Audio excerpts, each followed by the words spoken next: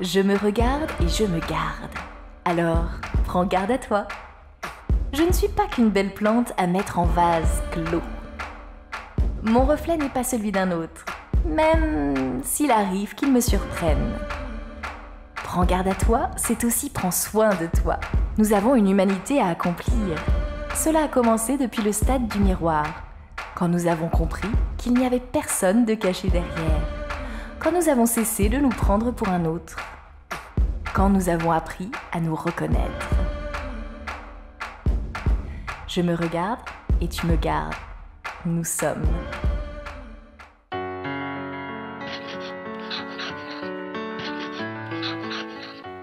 Alors, je cherche dans les visages ce que les gens ont à l'intérieur, en fait. Parce que les gens, en général, ils ne se connaissent pas vraiment bien, ils se voient dans un miroir, mais il y a la face qu'on voit et puis la face cachée. C'est celle qui est cachée que je vais chercher. Personne ne voit à l'œil nu, que j'essaie de faire voir dans mes images. C'est le côté humain. J'aime les gens. Je suis timide, mais j'aime l'intérieur des gens, en fait. L'intérieur m'intéresse plus que l'extérieur. Est-ce que j'aime être photographiée? Non, pas du tout. Non, non, non, il ne m'est pas arrivé de faire un autoportrait et je n'ai même pas imaginé cela. Ah, certainement.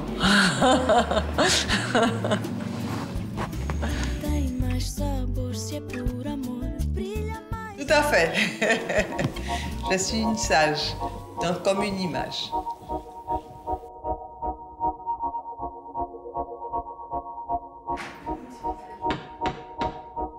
Rentre.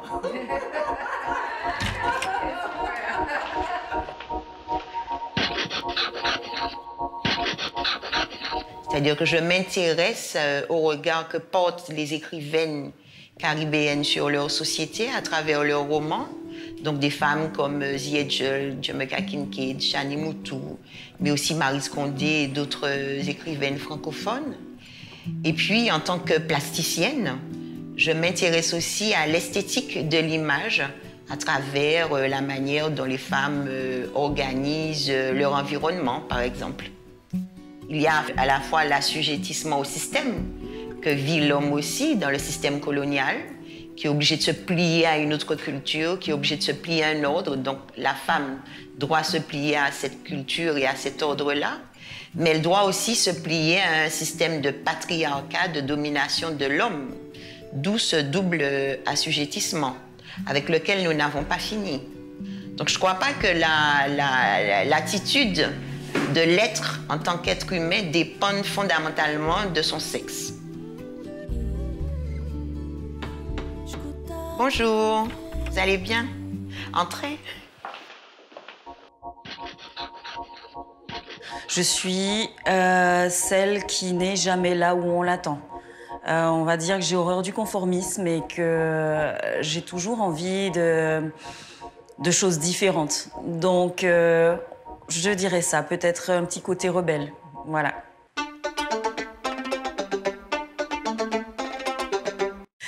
Quand je l'ai fait, il y avait déjà Audrey qui était passée avant moi, donc il y avait certains a priori qui étaient déjà, on va dire, rompus, détournés, mais ça a été quelque part plus compliqué parce que là où elle travaillait en radio, moi je travaillais en télé. Et là, d'un coup, c'était pas possible, et puis c'était pas que le cheveu naturel, c'était des locks. Donc on me demandait au début, alors avant de les faire, c'était un petit afro, donc on me demandait, mais qu'est-ce que tu as prévu pour après? Genre, tu peux pas rester comme ça, il y a forcément, c'est transitoire, rassure-nous. C'était, tu dois quelque chose aux téléspectateurs, tu appartiens aux téléspectateurs, donc tu ne peux pas te permettre d'apparaître ainsi. Et bon, là... je me suis fâchée tout net, franchement. Et j'aurais expliqué que j'appartenais à personne, que mon travail peut-être appartenait effectivement aux téléspectateurs, mais que je m'appartenais jusqu'à preuve du contraire à moi-même, d'abord. Et du coup, que j'avais le droit de faire ce que je voulais de mes cheveux, qui m'appartenaient à moi-même, sur ma tête à moi-même. Voilà. Et à la fin, c'était « Oh, c'est trop génial, ce côté naturel à l'antenne ». En fait, c'était le temps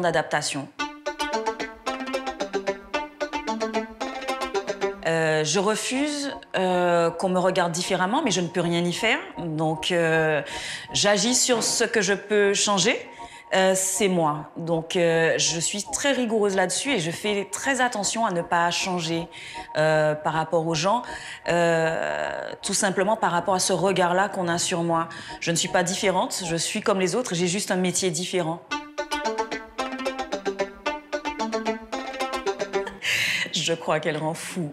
Je crois vraiment qu'elle rend fou. J'ai eu l'occasion de le constater sur plusieurs personnes et oui, mais je crois que c'est ce qu'on disait tout à l'heure. Si ce regard en fait qui est posé sur vous vous met sur un piédestal et si vous le prenez comme argent comptant, comme tel, oui, vous pouvez perdre la tête. C'est facile. Tout le monde vous met à l'honneur, tout le monde vous félicite, tout le monde vous flatte, tout le monde vous facilite les choses. Il y a une queue, on va vous faire passer en premier, ou etc. Et si vous vous laissez faire, c'est très facilement qu'on rentre dans une espèce de spirale où on se croit un peu au-dessus et c'est faux. Allons-y. Et voilà. Très attachée à des valeurs de respect, de partage, de solidarité. Très attachée à l'authenticité de mon pays. Surtout très attachée à Basse-Pointe. Je me place toujours dans la complémentarité et pas en opposition par rapport à un homme. Mais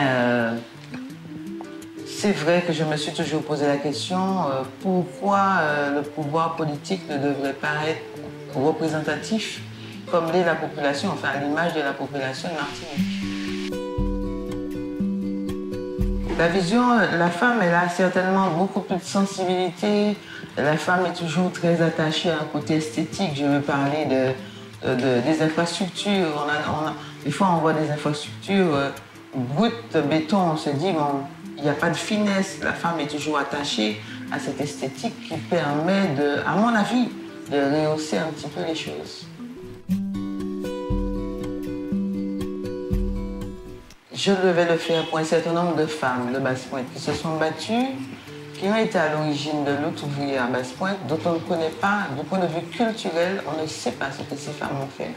Notamment Madame Berthe Lebiel, alias Fifi, elle a mené des combats pour permettre à tout le monde actuellement d'avoir cette garantie sociale qui est très importante. Et ces femmes, je les ai croisées quand j'étais gamine. Et je me suis dit qu'il fallait continuer ce combat, valoriser pour que la femme ne soit pas toujours la femme de l'ombre.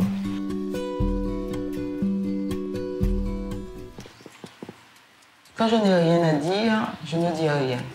Mais j'aime beaucoup observer et je suis un peu perfectionniste. Au lieu de dire des choses que je vais regretter ou bien montrer qu'on est à côté de la plaque, je préfère ne rien dire, observer, parce que je me préparais d'une certaine manière à entamer ces élections. J'ai lu, je suis très attachée à un auteur qui s'appelle Paolo Coelho et qui a écrit La solitude du vainqueur.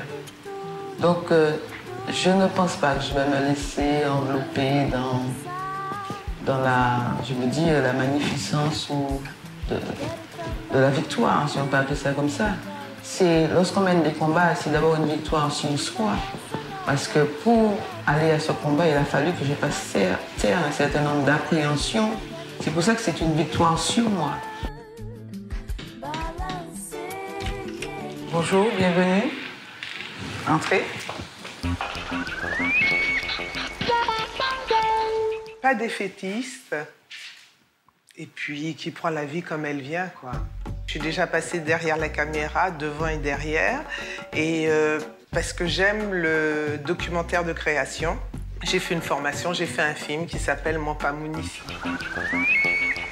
Effectivement, je veux dire que souvent on dit que les femmes ne sont pas solidaires, mais Images Caraïbes, c'est fait à tous les niveaux, que ce soit les gens qui allaient chercher les gens à l'aéroport, monter les films et autres, c'était 99% un personnel féminin et j'étais tellement contente que... Et il y avait des mamans Il y avait des personnes qui venaient d'accoucher, qui partaient à 2 h du matin donner la tétée, qui revenaient travailler. Pour moi, c'est un moment de bonheur. Un moment vraiment de bonheur. Ah, June, oui. Oui, je rencontre June, mais c'est le fait du hasard, c'est aussi une histoire de femme. Je suis en train de penser à ce projet de faire un festival de cinéma, pas de femmes, de cinéma. Et je rencontre Zane Palsy, qui, Zane, elle vient de réaliser La rue Cazeneuve. Et elle avait été invitée un petit peu partout, dont à Londres, pour présenter Rue Cazeneuve. Et à Londres, elle rencontre une fille noire qui travaille au BFI, au British Film Institute. Et elles deviennent bons amis, elles échangent ensemble. Et quand je rencontre Zane pour lui parler de son film, comment je vais faire telle chose, elle me dit, tu devrais rencontrer, j'ai rencontré une fille, elle est comme toi, elle est passionnée comme toi, tu devrais la rencontrer. Vraiment, vous avez des choses à faire ensemble. Et j'ai rencontré June comme ça, et c'est devenu mon amie, ma sœur. Elle fait partie de la famille, je fais partie de sa famille, je connais ses parents, elle connaît, bon, voilà. C'est pas vrai.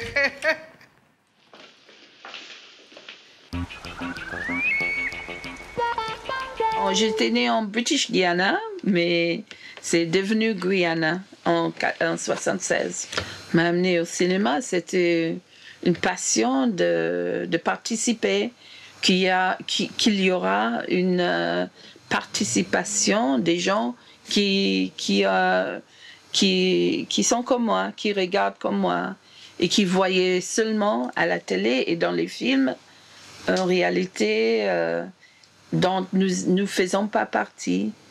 Et tu vois, dans ma vie, je me dis, mais on n'est plus dans l'esclavage, on est humaine, on est là, on participe, on contribue à l'humanité de tout niveau. Pourquoi on ne se voit pas ?